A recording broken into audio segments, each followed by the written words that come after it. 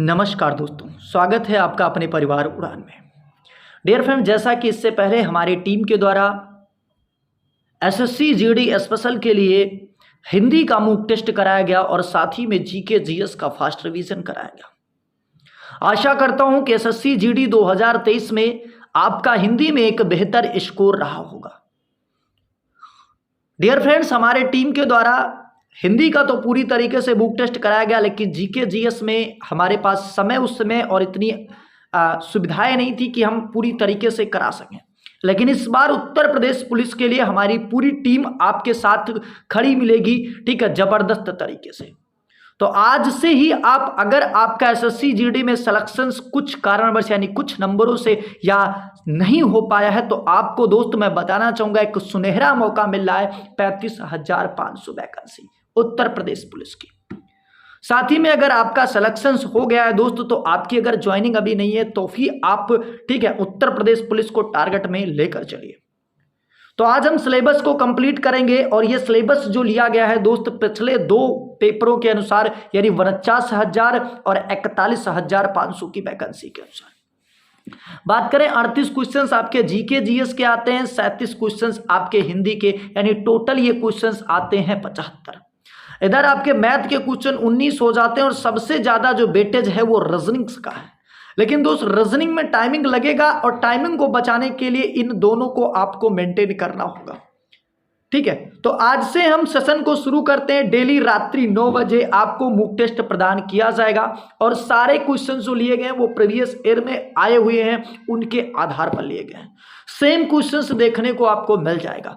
तो सेशन को शुरू करते हैं दोस्त। और एक बार कहना चाहूंगा, ठीक है, कमियां आप में नहीं है दोस्त और सुधारना आप ही को है, ठीक है, आपको ही सुधारना है। तो इसलिए मैं शुरू करने से पहले कहूंगा कि चढ़ेगा बाण छड़बड़ में, धनुष पर हाथ रखने दो, खिसेगी आप पर तिनचा, निशाना ठीक करने दो। अगर एसएससी जीडी में निशाना गलत हो गया है तो उत्तर प्रदेश पुलिस में निशाना गलत नहीं जाना चाहिए। चलिए दोस्त, सेशन को शुरू करते हैं बिल्कुल जोरदार तरीके से। सबसे पहला क्वेश्चन से एकदम जीरो से शुरू करेंगे। शब्द की सबसे छोटी इकाई क्या कहलाती है?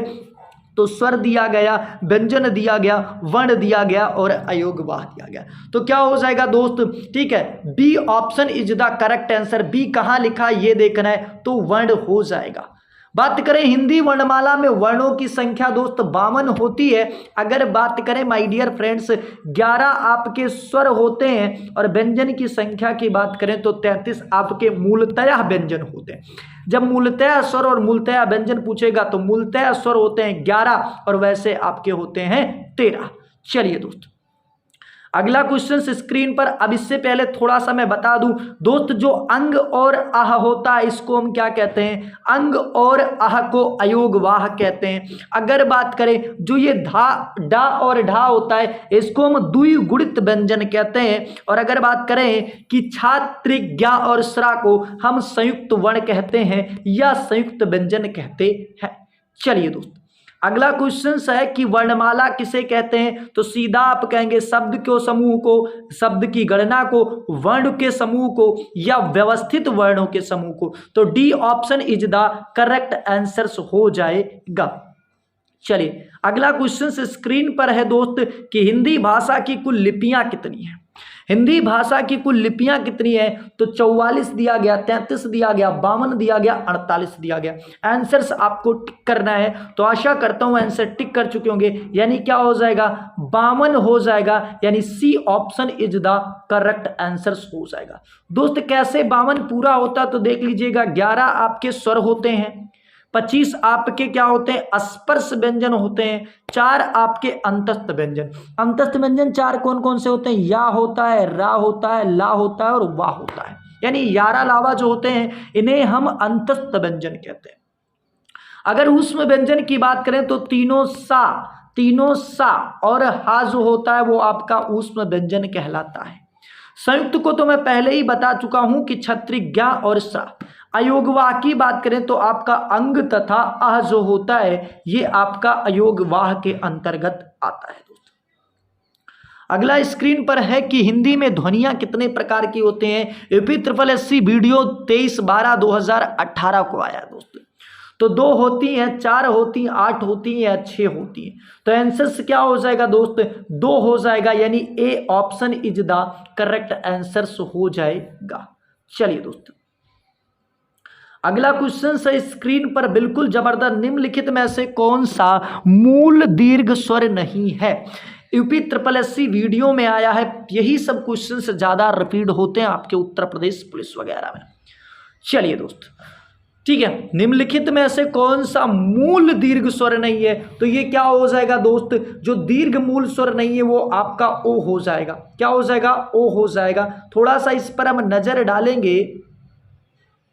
चलिए दोस्त, तो बात करते हैं दीर्घ स्वर की। बात करें तो दीर्घ स्वर किसे कहते हैं, यानी दुगना समय लगता है। इससे पहले आपका होता है ह्रस्व स्वर। स्वर 3 प्रकार के होते हैं मात्रा के आधार पर, एक होता है ह्रस्व स्वर, एक होता है दीर्घ स्वर, एक होता है संयुक्त स्वर। अगर ह्रस्व स्वर के अंदर बात करें तो आ, ई, ऊ, ऋढ़ी, यानी छोटा आ, छोटी ई, छोटा ऊ और ऋढ़ी को हम पढ़ते हैं, यानी टोटल संख्या की बात करें दोस्तों तो 4 होते हैं। अगर दीर्घ स्वर के अंतर्गत हम बात करें तो बड़ा आ, बड़ी ई और बड़ा ऊ को पढ़ते हैं। और अगर बात करें संयुक्त स्वर को बात करें तो संयुक्त स्वर जो आपके होते हैं, ए होते हैं, ऐ होते हैं, ओ होते हैं और आओ होते हैं। आशा करता हूं ये चीजें आपको समझ में आ चुकी होंगी। अगला क्वेश्चन है कि निम्न में से दीर्घ स्वर है, यूपी ट्रिपल एससी वीडियो 22/12/2018 को पूछा गया दोस्तों। तो क्या हो जाएगा, इसमें जो आपकी बड़ी ई है ये क्या है, ये आपकी दीर्घ स्वर है। चलिए, अगला क्वेश्चन स्क्रीन पर आ चुका है, इनमें से कौन सा संयुक्त स्वर है पूछा गया है। संयुक्त स्वर आपसे पूछा गया, तो अभी इससे पहले मैंने संयुक्त स्वर के बारे में बताया था दोस्तों। क्या हो जाएगा, D option is the correct answer हो जाएगा, यानी ए, ऐ, ओ, आओ जो होते हैं ये आपके संयुक्त स्वर होते हैं, यानी D option is the correct answer हो जाएगा। अगला क्वेश्चन है कि मात्रा के आधार पर स्वर कितने प्रकार के होते हैं। तो मात्रा के आधार पर स्वर 3 प्रकार के होते हैं। एक होता है आपका ह्रस्व स्वर, एक होता है दीर्घ स्वर और एक होता है प्लुप्त स्वर।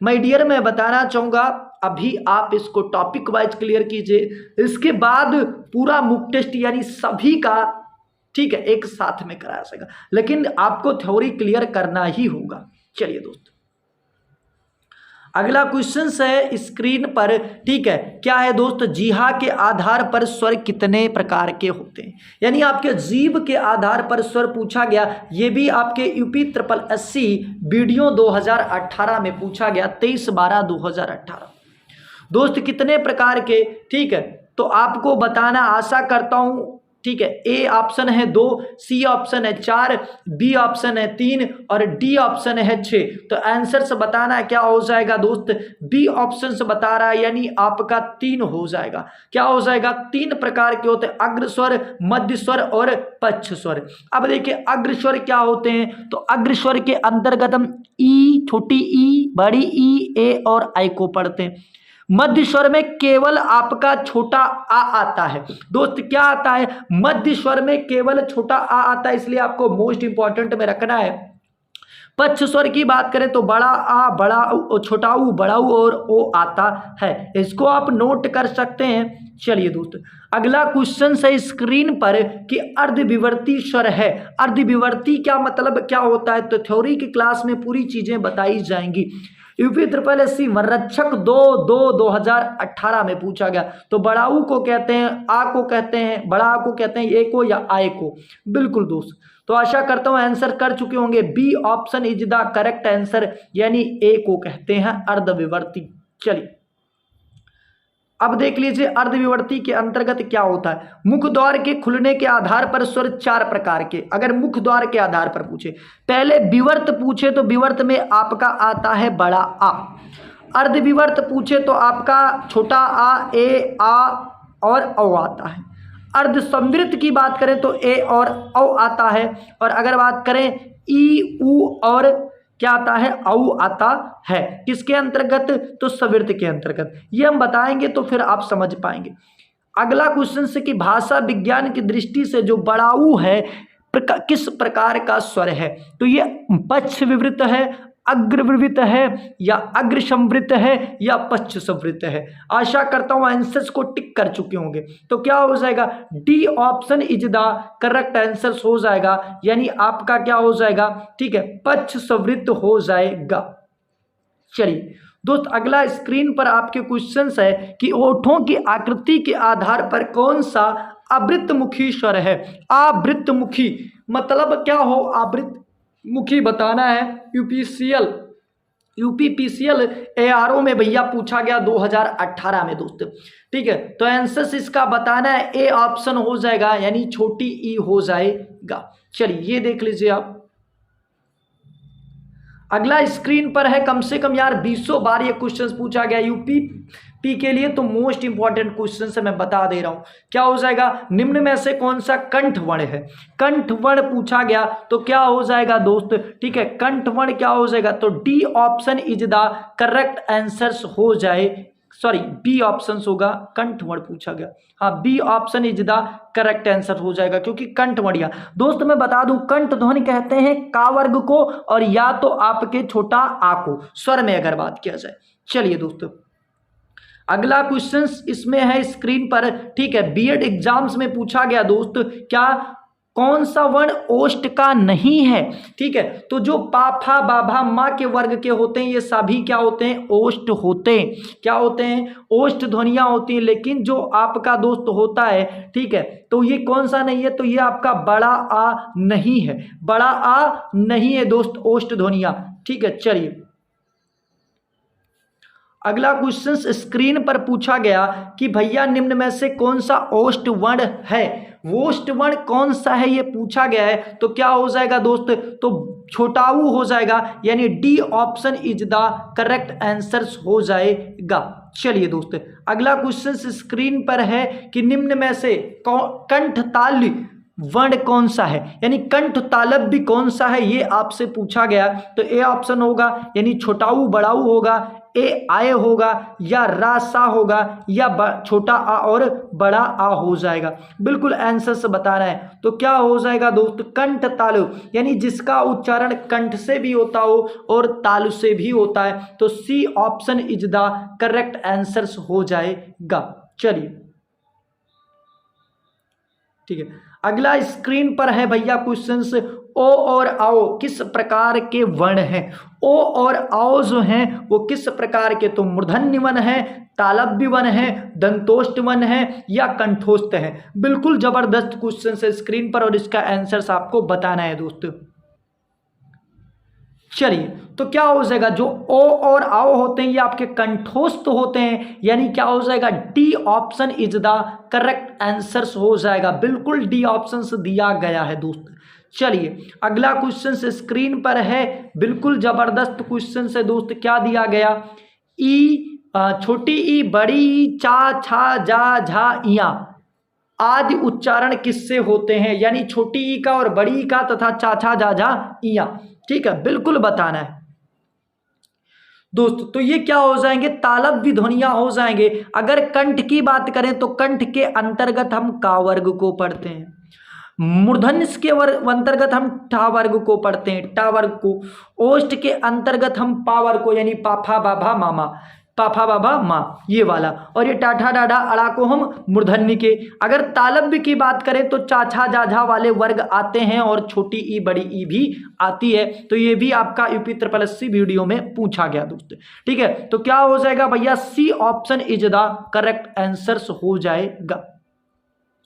अगला क्वेश्चन स्क्रीन पर है, और ये क्वेश्चन का आंसर आपको कमेंट बॉक्स में छापना है दोस्तों। वर्णमाला में कौन सा अक्षर पुल्लिंग है, ये बताना है कि कौन सा अक्षर आपका पुल्लिंग है। बिल्कुल सर पुल्लिंग नहीं है पूछा गया, सॉरी कौन सा अक्षर पुल्लिंग नहीं है। तो क्या हो जाएगा, C option is the correct answer. सबसे नीचे जो लिखा वो सी ऑप्शन हो जाएगा, यानी छोटी ई बड़ी ई नहीं होती है। चलिए दोस्त अगला क्वेश्चन से स्क्रीन पर, ठीक है ठीक है। तो अगले क्वेश्चंस को बढ़ने से पहले दोस्त आज मैं बताना चाहूंगा, टोटल 20 क्वेश्चंस को लिया गया था, और 20 में से मतलब बेसिक वर्णमाला से लिए गए थे। आपका पहला टेस्ट आज का था उत्तर प्रदेश 35,000 का धुआं करने के लिए।